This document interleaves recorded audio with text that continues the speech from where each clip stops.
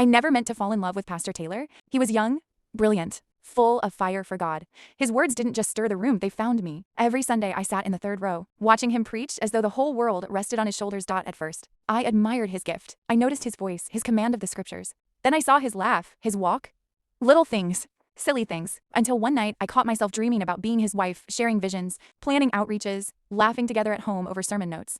And I knew I wasn't just admiring him, I had fallen, I hated it. I tried to pray it away. I fasted, I sat in the back, I skipped midweek services, but nothing changed. He was still kind, still anointed, and he still didn't know how tangled my heart had become. Then one Sunday, after service, he said, "Can we talk?" My heart nearly left my chest, but the conversation wasn't what I imagined. He was leaving, quietly, humble, to plant a church in another country. I remember the moment like a freeze frame, his calm voice, the natural light in the foyer casting his shadow long across the tile floor, his hand closing the folder with his ministry plan. "I've noticed your passion for ministry," he said. "I just want to say, stay close to God.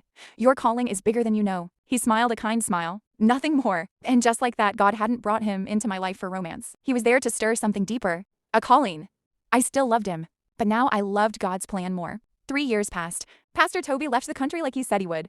The goodbye was quiet. I stayed behind. I poured myself into ministry. Over time, my heart healed. The feelings faded, but the impact remained. I stopped sitting in the third row for him. I showed up for God. I taught in youth meetings, LED prayer teams, and somewhere along the way I discovered my voice, my own fire. Then one day, I heard his name on the program list for a regional ministers conference. Pastor Taylor Swift guest speaker. My heart skipped, not out of longing, but curiosity.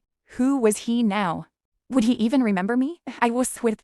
When he stepped on stage, he looked different, more mature. Still passionate but quieter, his message wasn't loud, it was deep. After the session, I walked up to greet him. He saw me, paused, then smiled in that familiar, warm way. "Of course I remember you," he said. "You were the girl who always sat in the third row with a notebook full of fire."